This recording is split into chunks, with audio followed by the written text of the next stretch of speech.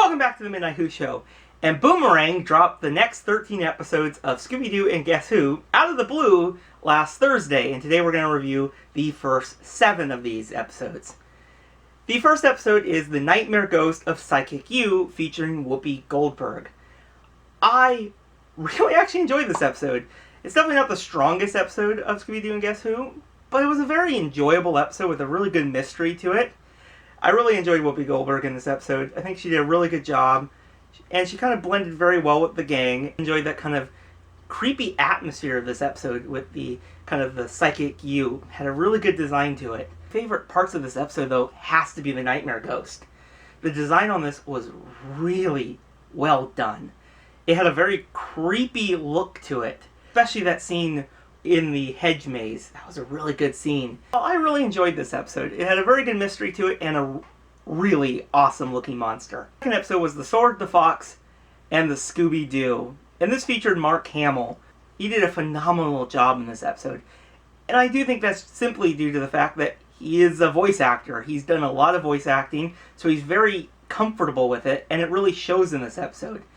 He also has great interactions with the Scooby Doo gang throughout this episode. I did have one little problem with this episode. This was a strong episode. It's probably one of my favorites of this entire show so far. But I did have one little problem, and it's the use of the Star Wars jokes. They got a little overdone in certain parts of this episode. You know, they were funny the first couple of times, but they did get a little bit like, okay, I get it. We all get it. He's in Star Wars. And this happens in another episode too. And it just takes away from a really good, enjoyable mystery that this episode was having. But the fox creature was a very good design as, like, the Nightmare Ghost. Kind of a very good setting, too, in this episode. I really liked it, and it was a good episode. Next episode featured The Flash in 1 Minute Mysteries. And it was very interesting to have this episode where Barry Allen is friends with Scooby-Doo and Shaggy, and they just like to eat. And Barry does not quite like that, you know, they have mysteries to solve, so they always have to leave during their eating sessions. So he dons the Flash outfit and speeds up their solving of the mystery. And I really found that hilarious. How he just kind of speeds in and basically saves the day and stops everything, and then he takes Shaggy and Scooby away to eat. Hilarious. And this also allows for some phenomenal references to Scooby-Doo, Where Are You? Which I really enjoyed seeing. From the Creeper to the Snow Ghost to, you know, the Space Kook. There's so many amazing references to Scooby-Doo, Where Are You in this episode, and they're done in a really clever way where it's just the Flash speeding in and saving the day. The Creeper one was a little bit different, how the gang was kind of getting sick of the Flash interrupting their mysteries, so they wanted him to go at their own pace, and it was hilarious seeing the Flash struggle with that. He's like, I want to speed, I want to get in there and stop this! He couldn't do it. They wanted him to act normal. But I kind of like how he's breaking that mold in a few of these times. Like, oh, right. Sorry about that. Let me get this all in there. But the true villain of this episode was the evil teddy bear, who kidnaps part of the Mr. Inc. gang, and they have to save the day. I really also found that clever how the Flash needed to eat, so they gave him Scooby snacks.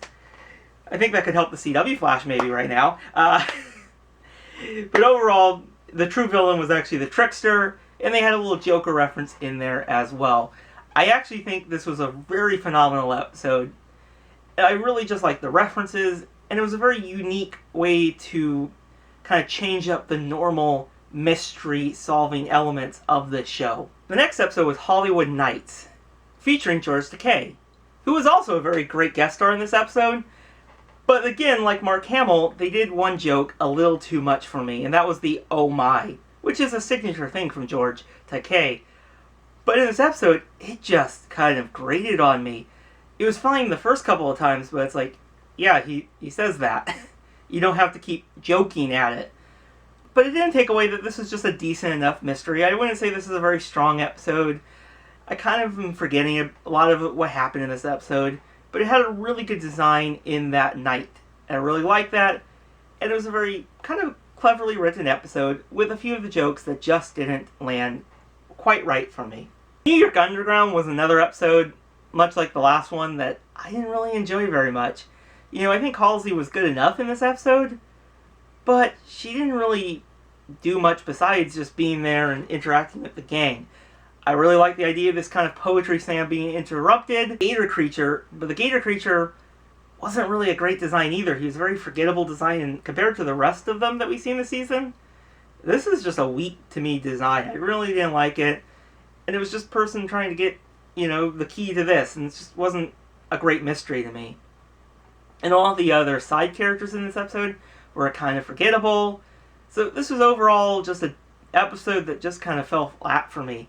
I wouldn't say this is the worst episode of the season so far, but it's definitely on the low end of the season. And I really think it would have been a great addition if Halsey did a little bit more in this episode. I don't know, it just didn't work for me in this one. And also, really, they forced Shaggy to participate in a poetry slam without his knowledge. That just wasn't kind of nice of them, was it? I don't know.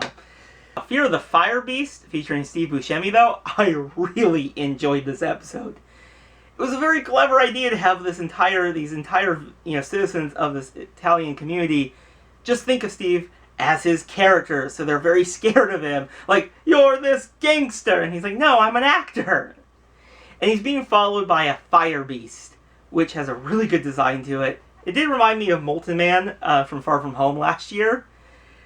And they had a little clever twist with this, as it was actually his Nana, who just basically wanted to make him the hero of this, and I really liked that. It was a normal monster of the week, but they did it in a different way, which I thought was very funny. Also, Steve Buscemi was scared of chipmunks. That was interesting.